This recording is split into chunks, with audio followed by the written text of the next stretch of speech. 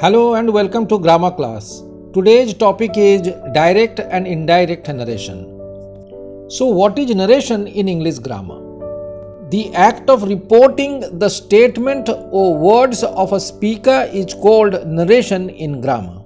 We may report the words of a speaker either in direct speech or in indirect speech. The direct speech or direct narration reports or quotes the exact or actual words of the speaker. For example, he said, "I am very tired." Here he is the speaker and the statement "I am very tired" is under quote. "I am very tired" are the exact or actual words of the speaker. So this type of reporting is called direct narration. On the other hand, the indirect speech reports the speaker's statement without quoting his exact or actual words. Here the reporter does not quote the speaker's actual words but reports the statement in his own words. He said that he was very tired. In indirect narration, the comma and quotation marks are not used, and the speaker's words are suitably changed without affecting the basic meaning.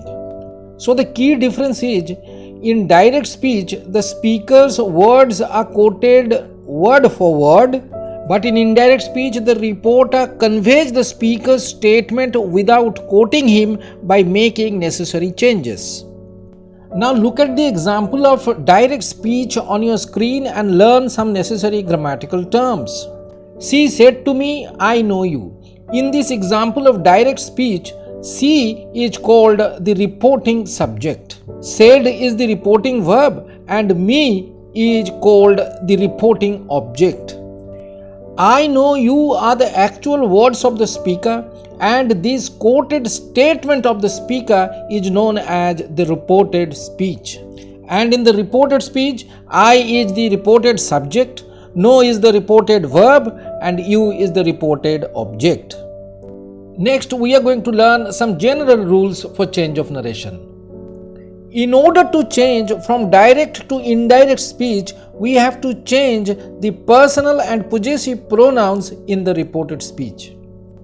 The first person pronouns in the reported speech, such as I, we, me, us, my, ours, etc., are changed according to the person of the reporting subject. In the given example, the reported speech has the first person I and my, so they will change according to the reporting subject John. So in indirect speech, I becomes he and my becomes his. However, if the reported speech has the second person you or yours, they will change according to the person of the reporting object. In the given example, the reported speech had second persons you and your, and the reporting object is the first person me, so you becomes I and your becomes my in indirect speech. But remember, if the reported speech had third person pronouns or possessives such as he, she, it, they, their, his, her, etc., they are not changed in indirect speech. The change of narration also calls for change of tense. If the reporting verb is in the past tense, the verb in the reported speech or the reported verb changes to its corresponding past tense. But this change of tense is not necessary if the reported verb expresses a universal or eternal truth. The change of tense is also unnecessary if the reporting verb is in the present or future tense. So if the reporting verb is in the past tense, the tense of the reported verb changes to its corresponding past tense as spelled out on your screen. Simple present to simple past, present continuous to past continuous, present perfect to past perfect, present perfect continuous to past perfect continuous. And then simple past to past perfect, past continuous to past perfect continuous. But remember, past perfect and past perfect continuous of the reported verb do not change in indirect narration. Also, shall and will are changed to would, and modals can and may are changed to could and might respectively. Now here are some examples of change of tense in indirect narration. Paul says to me, I prefer coffee to tea. Here the reporting verb says is in the present tense, so the tense of the reported verb does not undergo any change. But in the second example, the reporting verb said is in the past tense, so the reported verb prefer, which is in the simple present tense, changes to its corresponding past tense, preferred in simple past tense.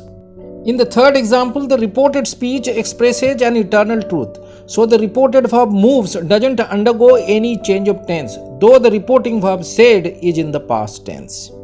If the reporting verb is in the past tense, some other parts of speech such as adjectives, adverbs, or some demonstratives are also changed in change of narration.